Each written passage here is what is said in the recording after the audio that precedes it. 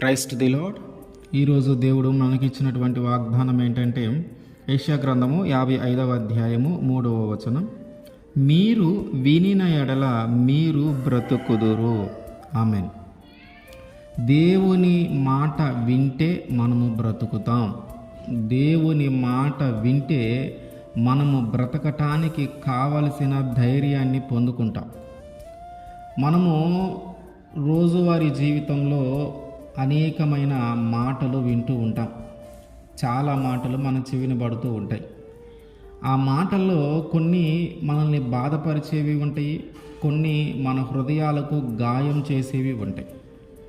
ఆ గాయపరచబడే మాటలు వినినప్పుడు బ్రతకాలి అనుకున్న మనము కూడా ఇంకెందుకు బ్రతకటం, చనిపోదాం, ఇట్లాంటి జీవితం ఎందుకు అని చనిపోవాలి అని ఒక నిర్ణయం తీసుకుంటూ ఉంటాం.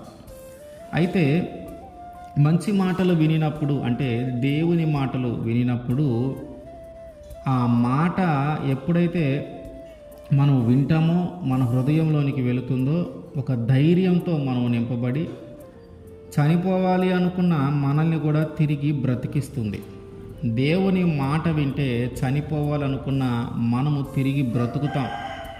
దేవుని మాట వింటే చనిపోవాలనుకున్న మనము తిరిగి ధైర్యంతో జీవించటం మొదలు పెడతాం. దేవుని మాట అంత ప్రభావంగా ఉంటుంది కనుక ఆయన అంటూ ఉన్నాడు, మీరు వింటే మీరు బ్రతుకుతారు. ఒకవేళ మీరు వినకుండా వ్యర్థమైన దానినే వినటానికి, వ్యర్థమైన వాటి వైపే కానీ మనము ఉంటే ఆ పరిస్థితులన్నీ వేరేగా అయిపోతూ ఉంటాయి. అబ్రహాము గారు దేవుని మాట విన్నాడు, ఆయన మాటకు లోబడ్డాడు. అందరినీ వదిలేసిరా అన్నాడు. ఏమీ బంధుప్రీతి, తల్లిదండ్రుల మధ్య ఉన్న ప్రేమ, అనురాగం అన్నీ వదిలేసి వచ్చాడు. వచ్చిన వెంటనే సుఖ సంతోషాలతో, ఆనందాలతో ఏం లేడు. ఆయన ఎదుర్కొనేవి ఆయన ఎదుర్కొన్నాడు. కానీ దేవుడు ఎప్పుడు చెయ్యి విడవల. ఆయన మాట వినినందుకు అబ్రహాము గారిని దేవుడు ఆశీర్వదించాడు. అబ్రహాము గారిని దేవుడు ఎక్కువ కాలం జీవించేలాగా చేశాడు.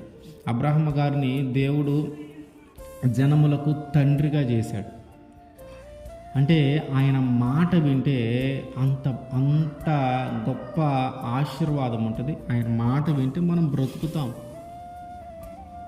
ఎట్లాగైతే అబ్రహాము గారిని ఆయన మాట వినటాన్ని బట్టి బ్రతికించాడో, ఆశీర్వదించాడో, అట్లాగే మనము కూడా దేవుని మాట వింటే మనల్ని కూడా దేవుడు ఆశీర్వదిస్తాడు.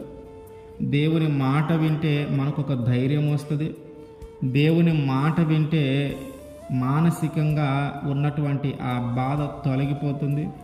దేవుని మాట వింటే చనిపోవాలనే ఆలోచన తీసివేసి చేయాలి, నేను జీవించాలి అనే ఒక ఆలోచన మనలో పుడుతుంది. దేవుని మాట మనల్ని బ్రతికిస్తుంది. దేవుని మాట మనకి ధైర్యాన్ని ఇస్తుంది. అందుకని ఆయన అంటున్నాడు, మీరు వినండి, మీరు వింటే బ్రతుకుతారు. ఆమేన్.